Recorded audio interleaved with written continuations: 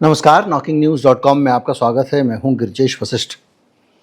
कल मैंने आपको बताया था कि ये जो 2 हफ्ते ट्रंप ने मांगे हैं, ये 2 हफ्ते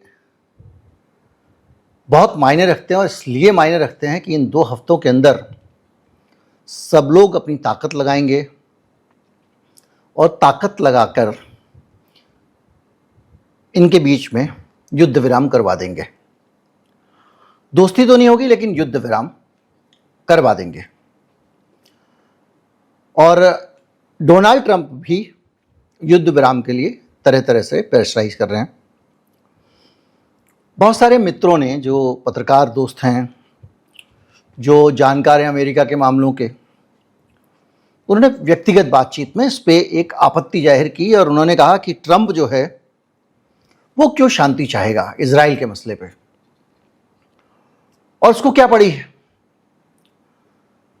तो ऐसे विचार बहुतों से आपके मन में भी आए होंगे, तो मैं उस पे जाऊंगा भी। और आज हम यही समीक्षा करेंगे कि क्या डोनाल्ड ट्रंप सचमुच शांति चाहते हैं। डोनाल्ड ट्रंप की जो शैली है, कार्यशैली है, वो क्या कहती है। क्या इजराइल के मामले में अमेरिका की नीति बदल जाएगी, इसको भी समझेंगे। बहुत सारी चीजें हैं जिनको समझने की जरूरत है।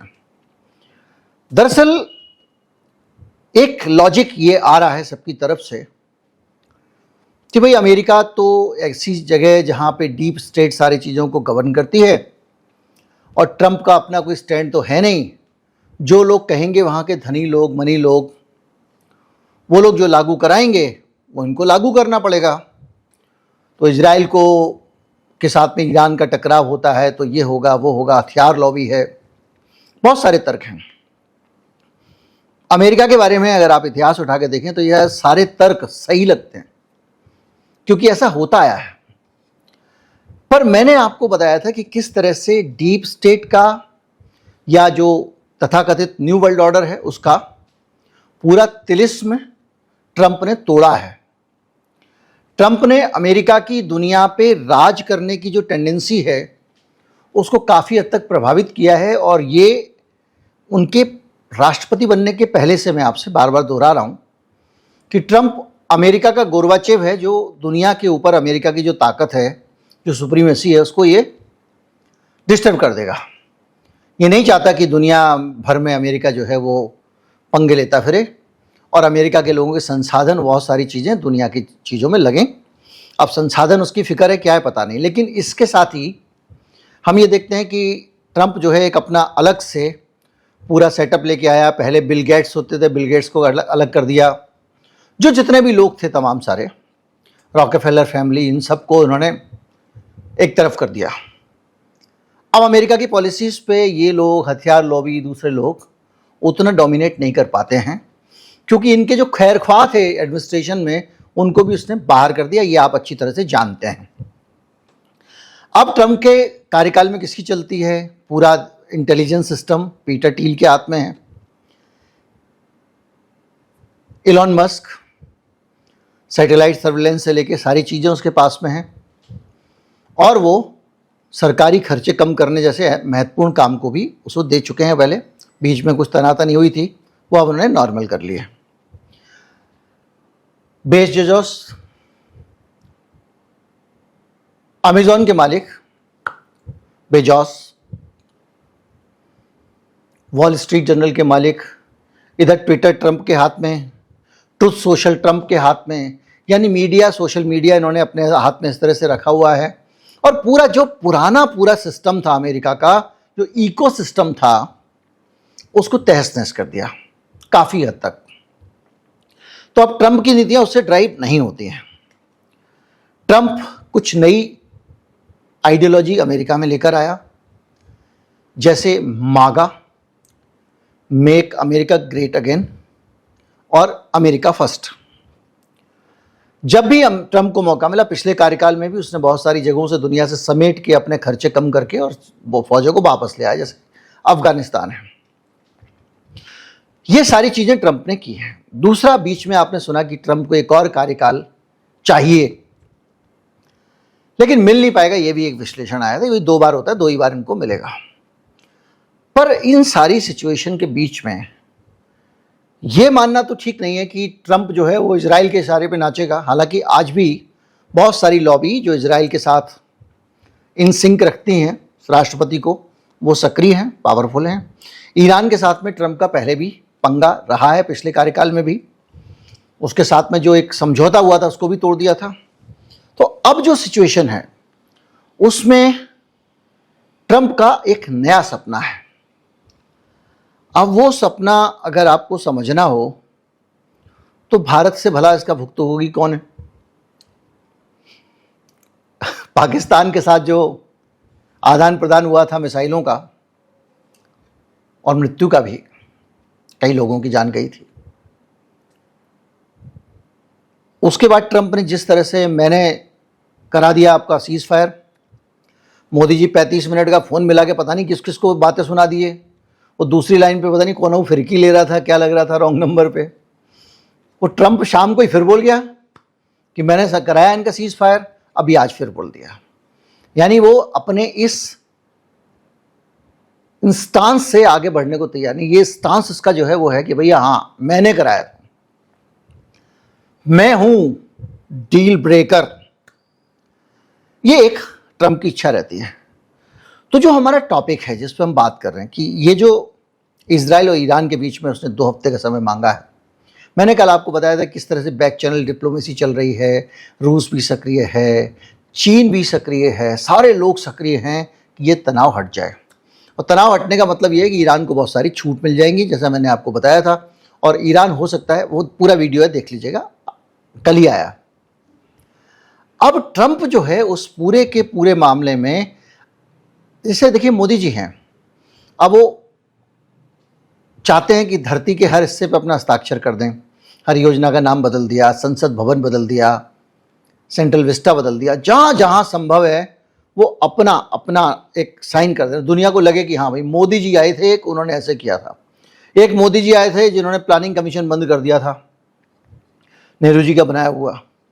तो वो ट्रंप भी चाहता है ना कि समय पर हस्ताक्षर अपने कर दे। तो वो अपने हस्ताक्षर जो करना चाहता है उस तरह करना चाहता है। ये दुनिया के लिए अच्छा भी है कि डोनाल्ड ट्रंप जैसे लोग अमेरिका के जो टांग सब जगह फंसी हुई है उसको वापस खींचें, ताकि दुनिया चैन की सांस ले सके। दुनिया भर के देशों के आंतरिक मामलों में इनकी दखलंदाजी रहती है, रिजीम बदलते रहते हैं, सरकारें अपने कब्जे वाली रखते हैं, अपने लोगों को प्लांट करके रखते हैं, उनसे अपनी नीतियां लागू करवाते हैं। अभी क्या हो रहा है कि डोनाल्ड ट्रंप चाह रहे हैं कि ये युद्ध जो है वो रुक जाए, तो उससे डोनाल्ड ट्रंप अमर हो जाएंगे। कैसे? डोनाल्ड ट्रंप को ऐसा क्यों लगता है? हम ऐसे कह देंगे तो नहीं मानना चाहिए ना। हम डोनाल्ड ट्रंप का अगर साइकोलॉजिकल असेसमेंट करें तो एक तो हमारे पाकिस्तान के मामले में उन्होंने किया ही। उनके पास एक अब्राहम अकॉर्ड भी है जिसमें सऊदी अरब और इजराइल के बीच में इन्होंने समझौता करवा दिया था।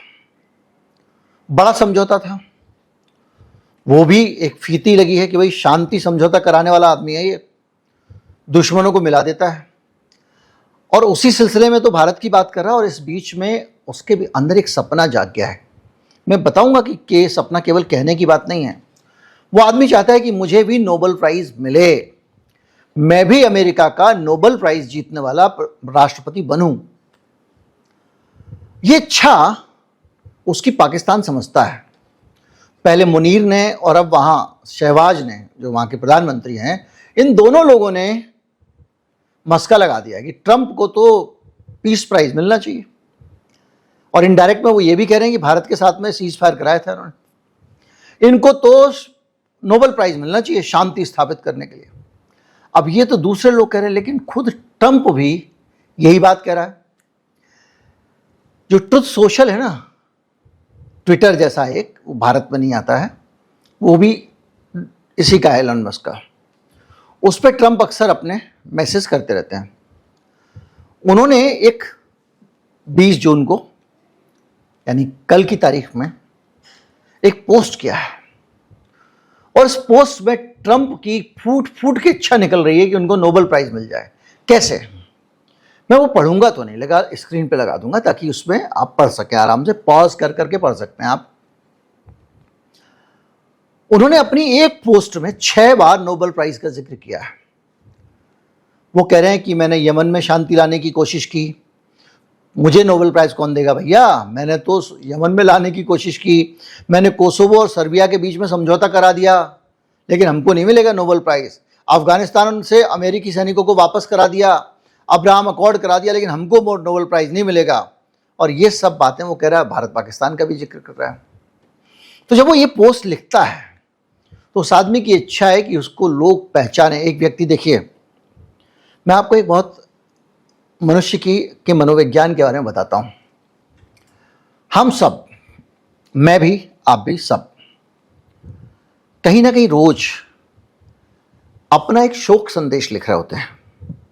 हम सब मन में ये चाहते हैं कि जिस दिन हम मरें, हमारे पीछे से लोग ये बातें करें, हमें इस रूप में जाने। और मनुष्य की ये जो इच्छा है, यही उसको दुनिया में कुछ ऐसा करने के लिए प्रेरित करती है जिससे दुनिया उसको जाने और उसका नाम हो। तो ट्रंप भी अपनी ऑबिचुअरी लिख रहे हैं। तो वो मरने के बाद कैसे जाने, जैसे मैंने मोदी जी का बताया, वैसे ट्रंप भी अपनी एक पहचान लिख रहे हैं कि मुझे ऐसे जाना जाए। तो इससे अच्छा क्या हो सकता है कि अमेरिका के एक राष्ट्रपति आया था और उस अमेरिका का जो पूरी दुनिया में झगड़े लगाता है, जो युद्ध करवाता है, हथियार बेचता है, वगैरह वगैरह, और उस आदमी ने शांति स्थापना की।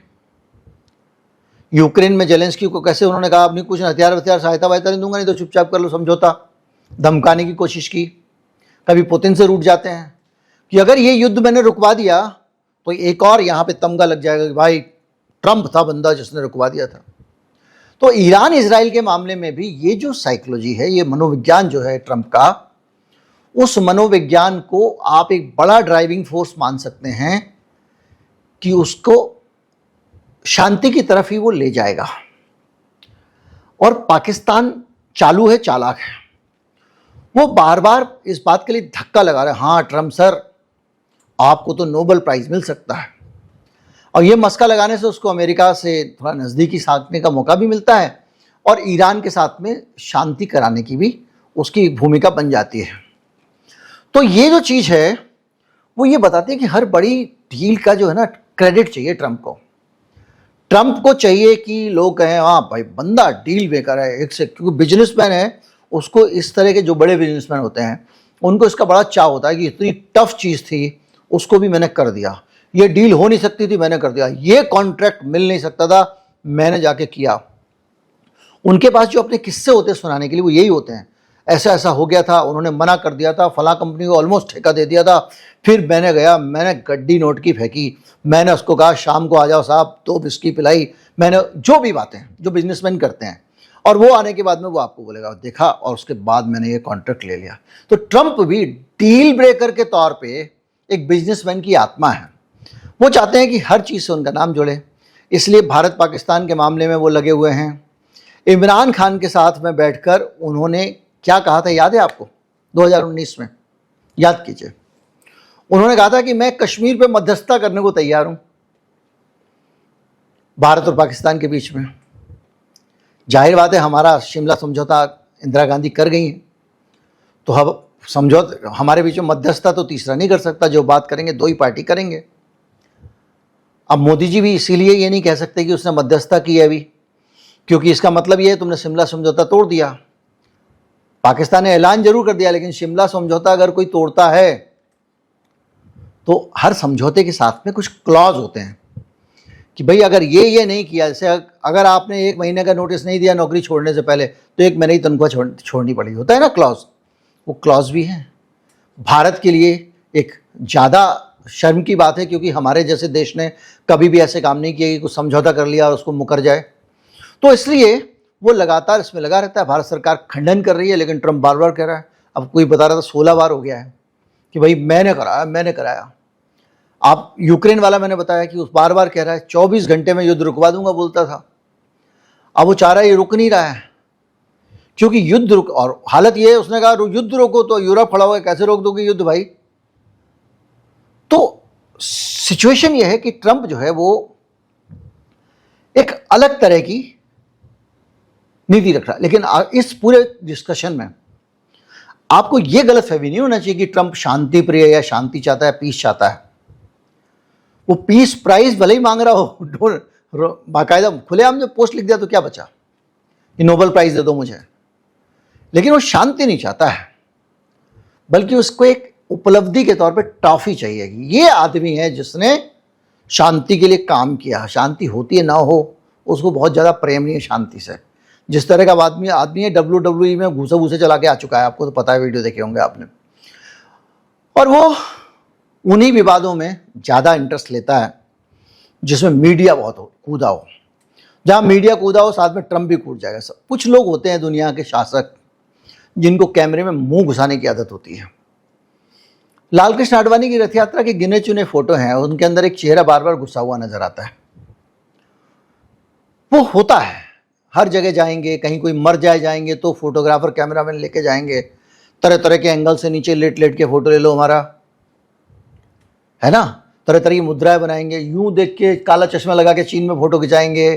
कभी ओलान जो है वो फ्रांस का राष्ट्रपति, उसके पीछे इसको हम खड़े होके टाइटैनिक स्टाइल में फोटो खिंचाएंगे। इस तरह कुछ भी ये लोग करते हैं, कुछ लोग होते हैं। ट्रंप को भी एक चाह है मशहूर रहने की, तो जहां पे भी पंगा हो रहा है वहां पहुंच जाएगा बीच में। हाँ भाई क्या हो रहा है बताओ, मुझे बताओ। तो ये जो एक टेंडेंसी है ट्रंप की, वो उनको बाकायदा हर जगह आगे रखती है।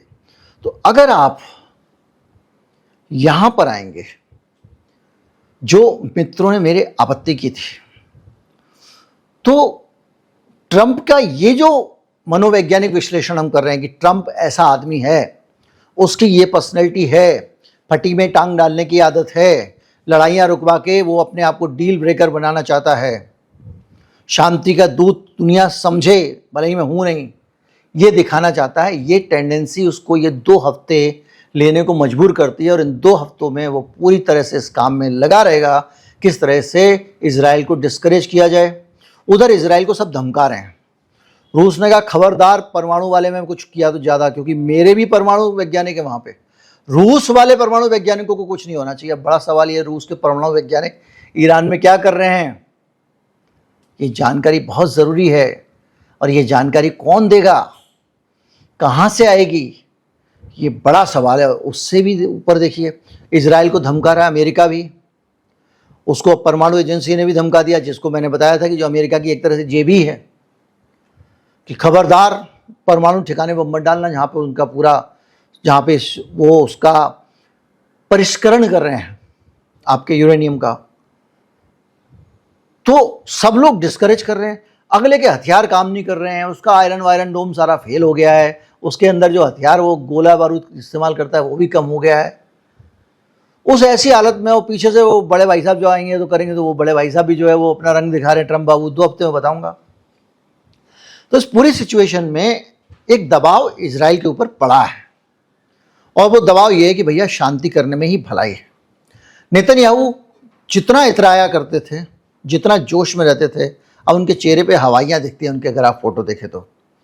और यहाँ तक कि ईरान भले ही 1000-2000 किलोमीटर दूर से मिसाइल भेज रहा है, लेकिन किसी ने आज एक पोस्ट डाला कि देखिए मैं खड़ा हुआ हूँ यहाँ पे यरूशलेम में, और ये इतनी बड़ी बिल्डिंग है, इसके बगल में एक छोटा सा दफ्तर था जिसको ठीक निशाना बनाना था ईरान को, उसने इतनी दूर से मारा, उसी दफ्तर पर मिसाइल करी है। क्या निशाना है, उसने ये लिखा है। तो वो जो उसकी अचूक और सटीक निशाने हैं, उससे नेतन्याहू भी ज़्यादा दूर नहीं है। पिछली बार याद कीजिए, हिजबुल्लाह का एक ड्रोन गया था जिस जगह ठहरा हुआ था नेतन्याहू, उसकी खिड़की पे जाके उन्होंने ब्लास्ट किया था मैसेज देने के लिए। और ये पूरी सिचुएशन जो है, ये अपने आप में ये दिखाती है कि वो डील ब्रेकिंग करना चाहेंगे। हालांकि बहुत सारे लोग चाहते हैं कि डील ब्रेकिंग ना हो, क्योंकि जिस तरह से छोटे छोटे बच्चों को, सैकड़ों हज़ारों लोगों को मारा जा रहा है, वो कोई भी नहीं चाहता कि उसकी सज़ा नेतन्याहू को ना मिले।